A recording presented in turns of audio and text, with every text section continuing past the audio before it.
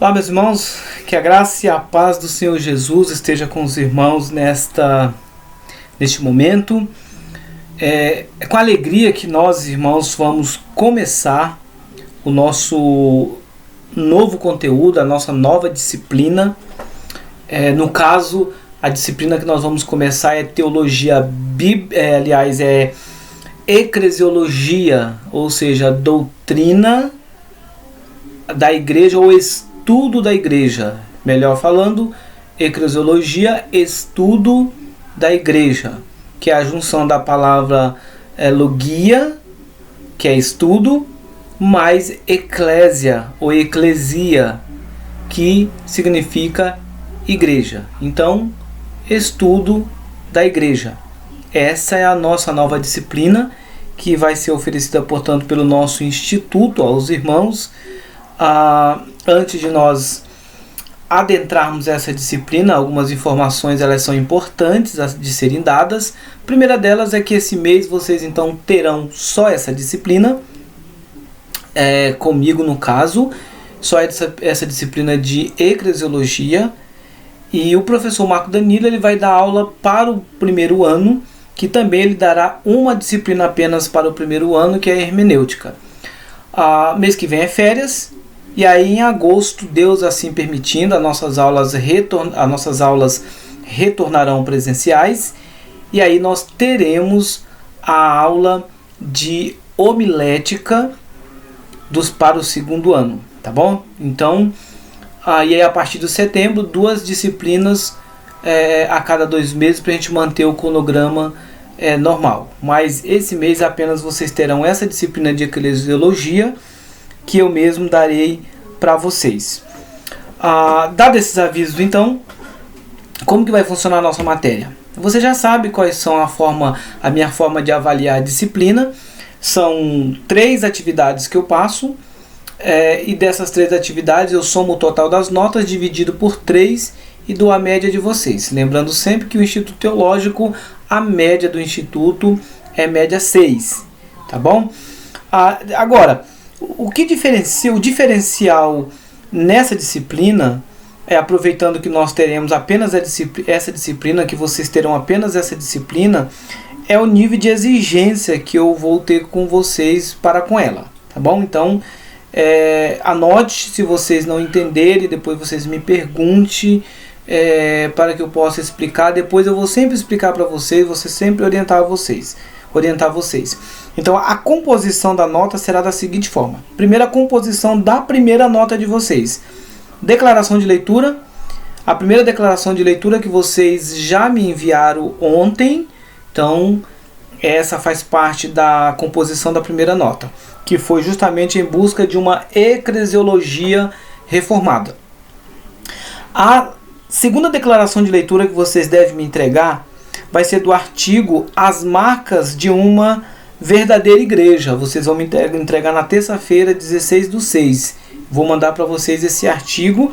No mesmo dia, vocês também vão me entregar a declaração da página 27 e 28, que fala sobre a igreja na Confissão de Fé de Westminster. Também vou mandar a confissão para vocês, especialmente a página onde vocês vão estudar, e vão fazer em uma declaração, vocês vão declarar as 2 leituras. A leitura das marcas da verdadeira igreja e a leitura da página 27 e 28, que fala sobre a verdadeira igreja. As 3 declarações de leitura farão a composição da primeira nota de vocês, tá bom? Entregou na data, nota cheia. Entregou fora da data, vai descontando 1/10 por dia de atraso, e aí vai diminuindo a primeira nota. A segunda nota de vocês vai ser um estudo dirigido. O que é isso, pastor?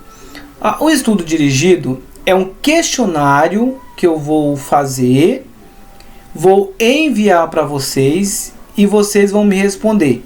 Esse questionário ele vai ser com base nas leituras que vocês fizeram ou que vão fazer dos artigos que eu mandei para vocês. Em busca de uma verdadeira Em Busca de uma Eclesiologia Reformada, As Marcas da Verdadeira Igreja, e página 27 e 28 da Confissão de Fé.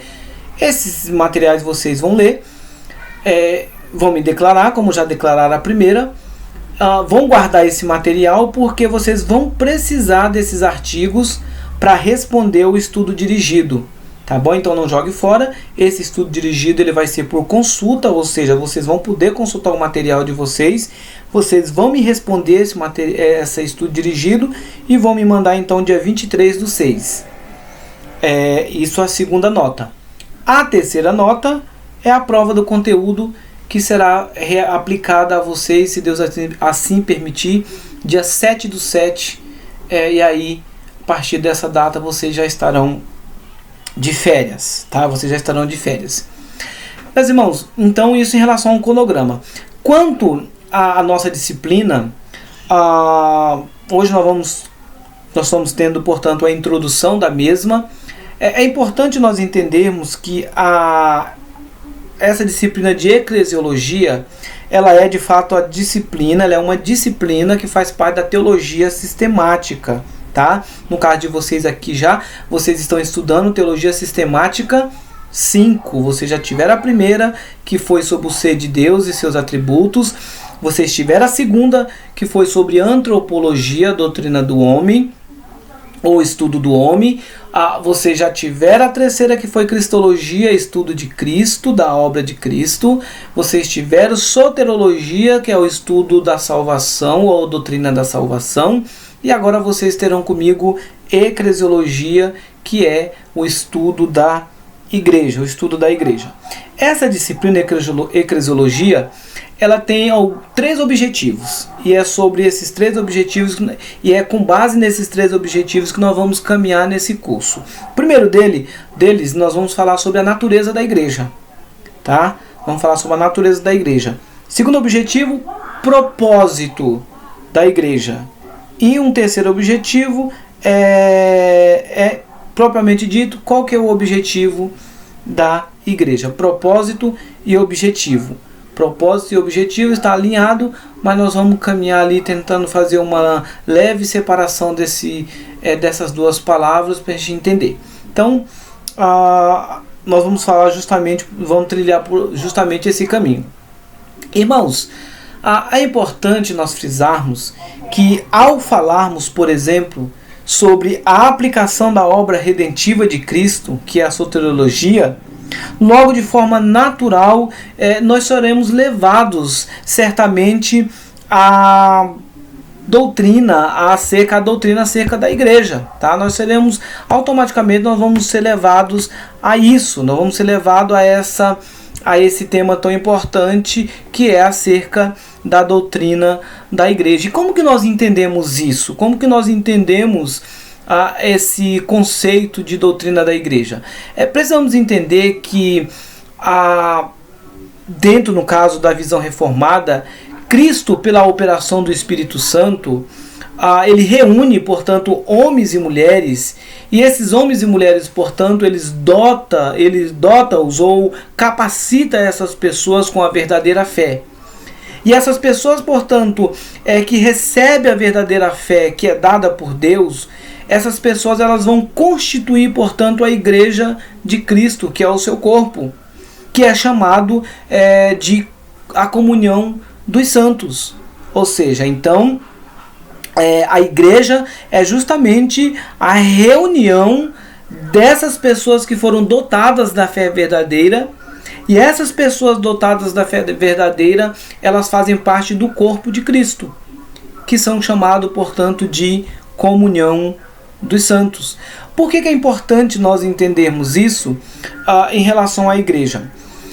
Porque existe um problema hoje dentro das igrejas, que é a falta de compreensão ou uma compreensão inadequada sobre o que é a igreja. Qual que é a natureza da igreja? Qual que é o propósito da igreja? Existem muitos crentes que olham para a igreja local, a igreja visível, e querem que essa igreja seja uma igreja perfeita, uma igreja que, no caso, será a triunfante, será a igreja triunfante. E veja, nessa igreja militante, nessa igreja local, ela sendo uma igreja verdadeira, não significa que ela não terá problema, não terá dificuldade de pessoas que fazem parte dela que não venham manifestar em dados momentos um comportamento de não salvo. Até porque a igreja local, a igreja visível, ela é composta de salvos e não salvos. Todos estão ali, juntos, fazem parte da igreja. E muitas das vezes a falta de compreensão, e no ministério pastoral a gente percebe muito isso, que às vezes é exigido de nós líderes uma ação por parte da igreja que só o próprio Deus pode fazer. E não é da nossa competência muitas das vezes exigir que uma igreja inacabada, que é essa igreja militante, a igreja militante ela está em obras, ela se comporte como uma igreja triunfante, que ela não vai se comportar. Nós estamos num processo de santificação.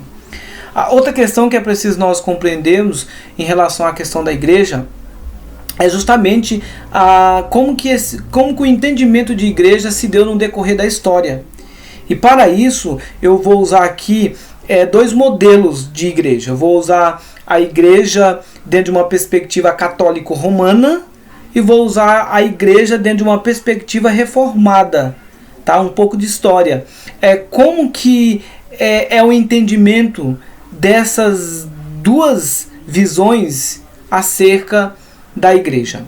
Por exemplo, na concepção católica romana, ou seja, na visão da igreja católica romana, a igreja local, no caso, ela foi um instrumento da produção da Bíblia. E, portanto, essa igreja, ela tem, portanto, precedência sobre ela, ou seja, sobre a Bíblia. Logo, na perspectiva católica, a igreja é a despenseira de todas as graças sobrenaturais. Na visão católica romana, não é Cristo que leva as pessoas à igreja, mas sim a igreja que leva as pessoas a Cristo. A ênfase católica está justamente sobre a igreja visível apenas. A reformada não.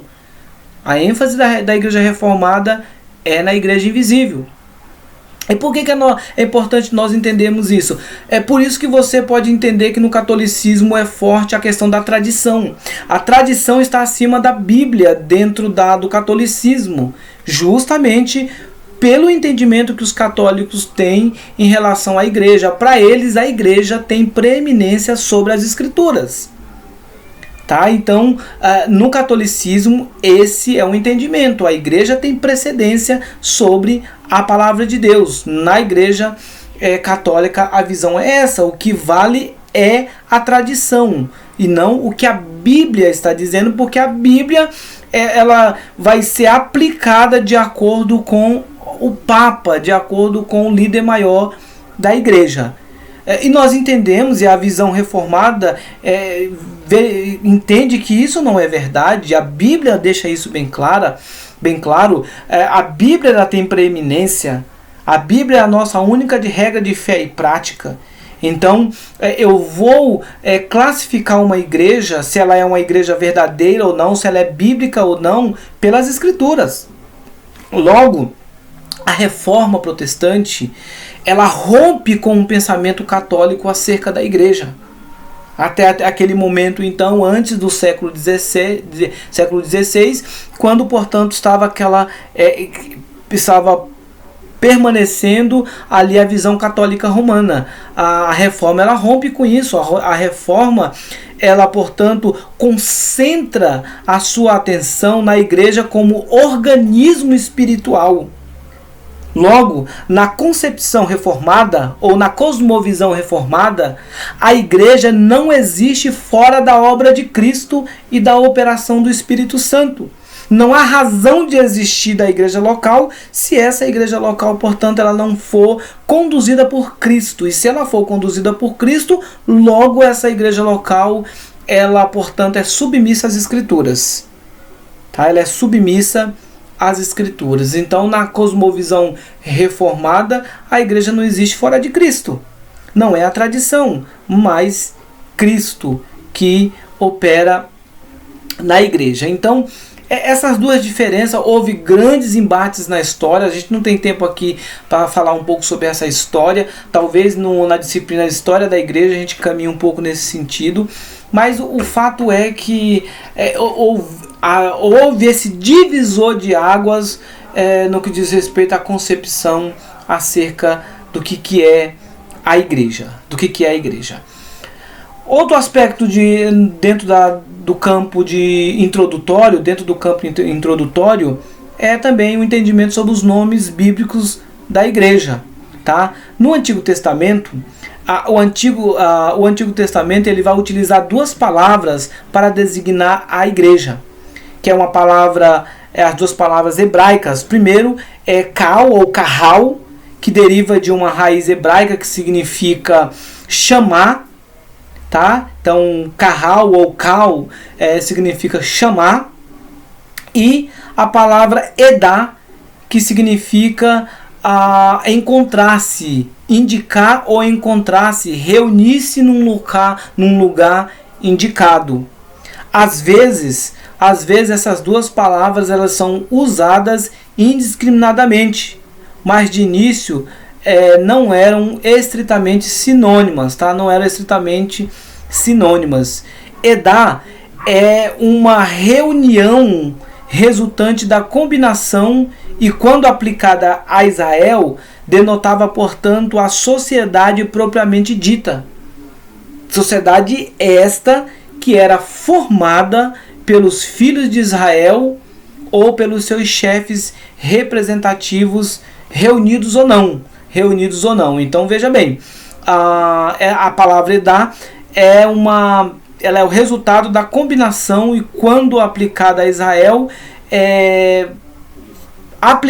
quando aplicado a Israel, exemplificava ou tratava acerca da reunião, portanto, dos filhos de Israel ou dos seus chefes representativos. Então, quando os chefes representativos eles estavam ali, reunidos ou não, mas o entendimento de cada chefe representando as suas tribos, esses representantes eles formavam, portanto, a igreja.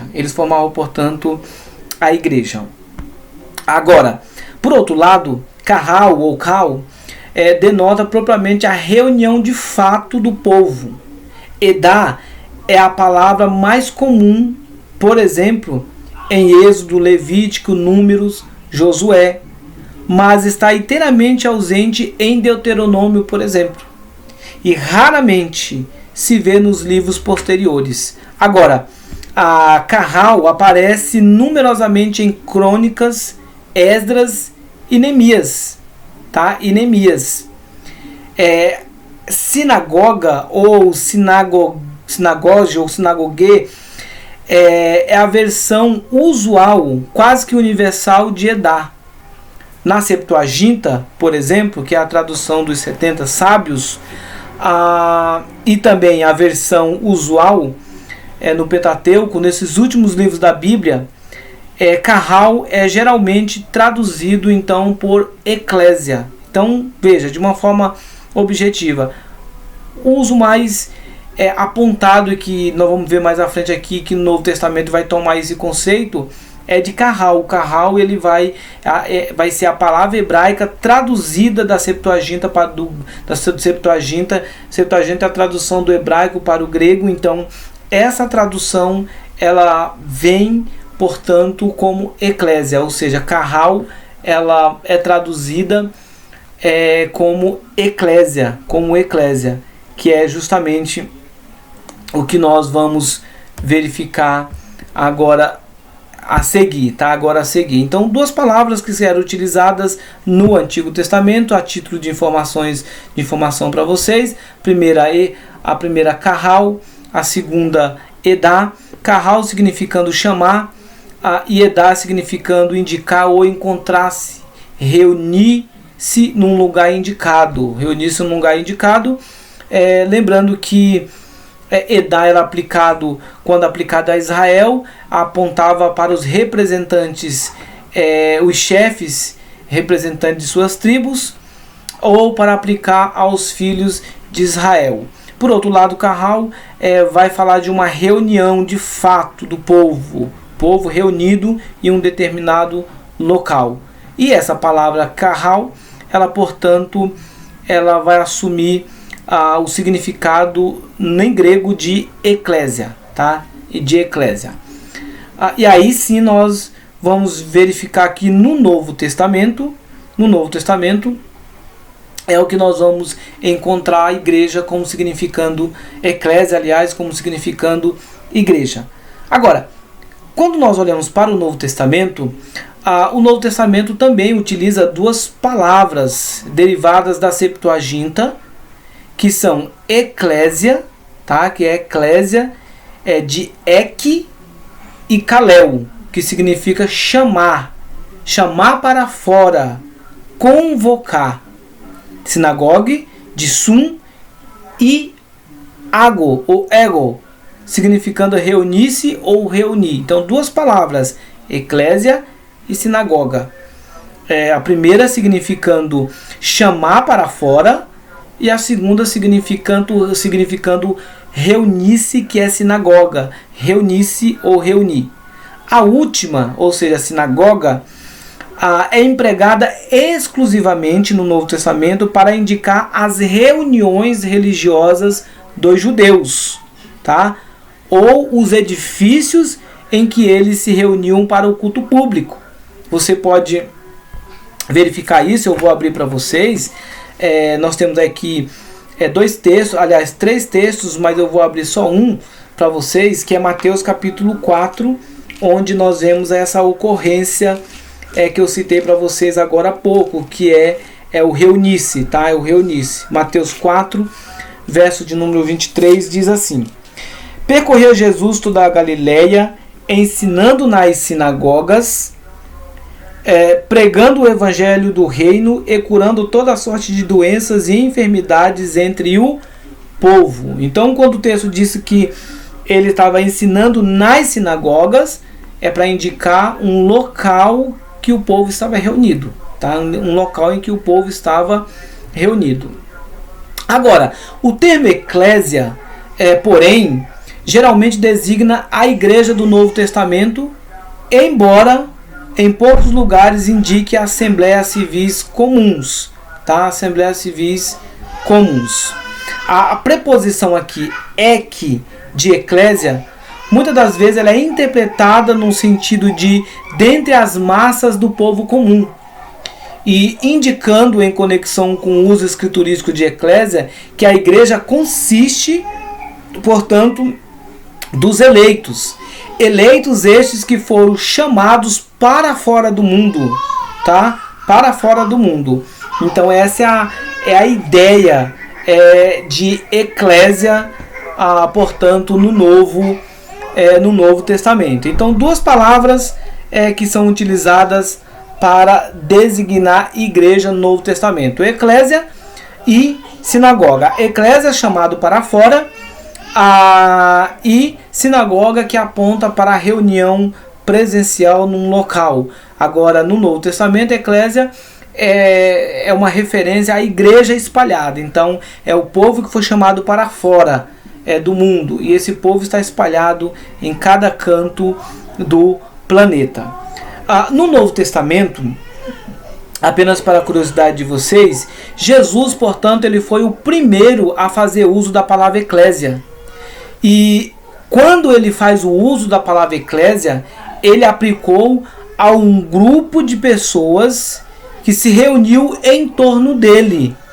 Lá em Mateus capítulo 18, Mateus capítulo 16, verso 18, ele vai fazer justamente essa aplicação que eu estou dizendo para vocês. Mateus 16, verso 18, ele vai dizer isso.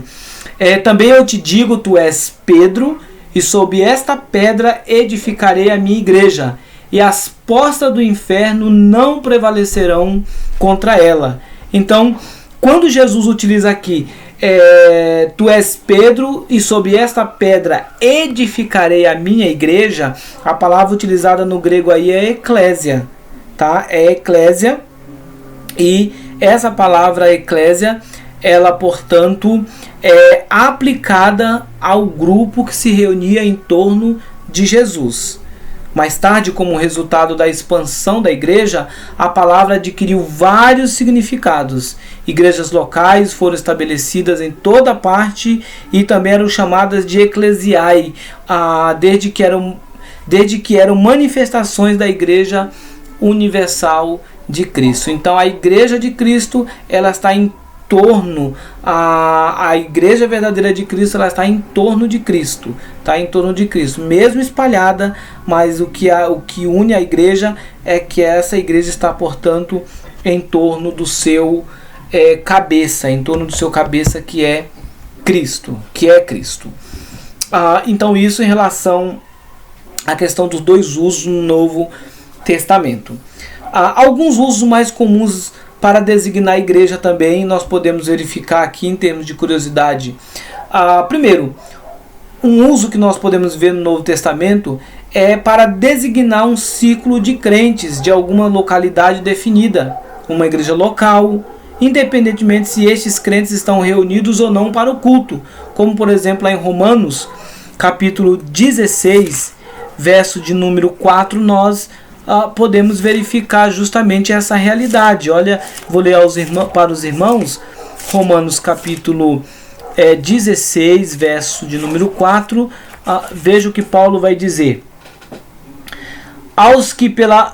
Os quais pela minha vida arriscaram a sua própria cabeça, e isto lhes agradeço, não somente eu, mas também todas as igrejas dos gentios. Quando Paulo utiliza essa expressão, Paulo está se referindo à eclésia, ou seja, Paulo está falando da igreja, mas quando ele fala da igreja, ele está falando destes irmãos que estão espalhados em diversas localidades, e esses irmãos, portanto, eles representam a igreja de Cristo.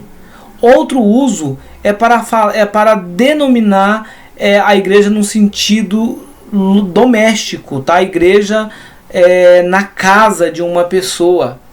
E aí você vai verificar, depois eu peço para você verificar os textos que estão citados aí. A recomendação, irmãos, é que sempre que vocês pararem algum texto, vocês parem o vídeo, leiam as referências bíblicas, se possível todas elas, e depois vocês, portanto, deem continuidade ao vídeo, tá? Mas eu vou ler para vocês Filemão Filemão 2, Filemão versículo 2, olha o que Paulo vai falar olha o que Paulo vai falar, portanto, no verso de número 2. Ele diz assim: e a irmã Áfia e a Arquipo, nosso companheiro de lutas, e a igreja que está em tua casa. Então, ele está usando aqui para o nome, ele está usando a expressão igreja para se referir à reunião dos crentes em um local. No caso aqui, a igreja que estava na casa de Arquipo e Áfia. Um terceiro uso num sentido mais geral, ou seja, a palavra serve para denotar a totalidade do corpo no mundo inteiro, daqueles que professam exteriormente a Cristo e se organizam para fins de culto, sob a direção de oficiais designados. Nós podemos verificar isso em textos que apontam essa verdade, como 1 Coríntios capítulo 10, verso 32, Efésios 4, verso 11 a 16. Tá? Então, no sentido mais geral, a palavra serve para denotar a totalidade do corpo. A igreja é a reunião dos filhos de Deus. Um quarto uso eu digo aqui que a palavra ela é usada no sentido mais estrito, literal, para se referir, portanto, a todo o corpo de fiéis, quer no céu, quer na terra, que se reuniu ou se reunirão, ou se unirão, aliás, a Cristo como seu Salvador. Esse uso achamos principalmente nas cartas de Paulo aos Efésios, Colossenses, quando eles falam, portanto, da igreja nesse sentido, da reunião não só daqueles que estão na terra, mas ele também está falando dos crentes que estão nos céus. Um exemplo, quando Paulo fala: por essa causa me ponho de joelho diante do Pai, no qual toma a família tanto da terra como no céu. Paulo tem a perspectiva da igreja não só aqui terrena, mas Paulo também tem uma perspectiva da igreja celestial, daqueles que já estão com Cristo, tá? Então, um quarto uso que ele vai fazer é justamente para se referir à igreja de modo como sendo a reunião de todos os fiéis. Outros usos que nós podemos verificar aqui é a igreja como o corpo de Cristo. O nome não é aplicado somente à igreja universal, mas também a uma congregação isolada. Para saber como está sendo aplicada, é preciso que você conheça o contexto. Então, a igreja é o corpo de Cristo. Então, você só vai saber se Paulo está aplicando o termo igreja como corpo se você olhar e ler, portanto, o contexto. A igreja como sendo o templo do Espírito Santo, ou o templo de Deus. Tá? A igreja de Corinto é chamada, por exemplo, de santuário de Deus, no qual o Espírito Santo habita. Paulo afirma que os crentes crescem para santuário dedicado ao Senhor e que são edificados para a habitação de Deus no Espírito. O nome certamente é aplicado à igreja ideal do futuro, que é a igreja universal, não do reino de Deus, mas a igreja universal. Então, veja, a Bíblia também usa, os apóstolos, os servos de Deus no Novo Testamento também usam o termo igreja para se referir, quando eles falam do corpo de Cristo, logo estão falando da igreja. Mas ele usa a expressão corpo de Cristo. Como fala o templo do Espírito Santo ou casa de Deus, está se referindo ao cristão. Está dizendo que esse cristão é a casa de Deus. A Jerusalém de cima, Nova Jerusalém, Jerusalém celestial, todas essas três formas se acham na Bíblia e faz uma referência também à igreja. E também a igreja é chamada de coluna e baluarte da verdade. Por exemplo, só em um lugar ela é aplicado à igreja, que é exatamente em 1 Timóteo 3,16, quando diz que a igreja é a coluna e baluarte da verdade. A ideia se aplica à igreja em geral, sendo que essa igreja, portanto, ela é a guardiã da verdade e defensora da verdade, que é a palavra de Deus, Então, irmãos, com essa introdução, você percebe o quão é importante o estudo acerca da igreja, o quão é importante nós conhecermos o ensino bíblico acerca da igreja, para que possamos de fato entender o que é a igreja e ajudar tantas outras pessoas que infelizmente estão dentro das igrejas locais, mas não sabem de fato o que é ser igreja, Então, o desafio nosso é caminhar de tal forma que ao término do curso nós consigamos entender ou aprimorar o nosso entendimento do que é a igreja e assim ensinarmos, portanto, outras pessoas. Tá bom? Deus abençoe a vida de vocês e que semana que vem nós vamos já continuar caminhando na nossa aula, agora não mais de forma introdutória. Eu introduzi a matéria hoje. A partir de semana que vem nós vamos começar a falar sobre a natureza da igreja e caminharmos assim, se Deus permitir, para conhecermos mais acerca dessa disciplina tão importante para a nossa vida cristã. Qualquer dúvida, não deixe de me procurar, tá bom? Deus abençoe a vida de vocês. Tenham todo um excelente final de semana, em nome de Jesus. Amém. Obrigado, meus irmãos.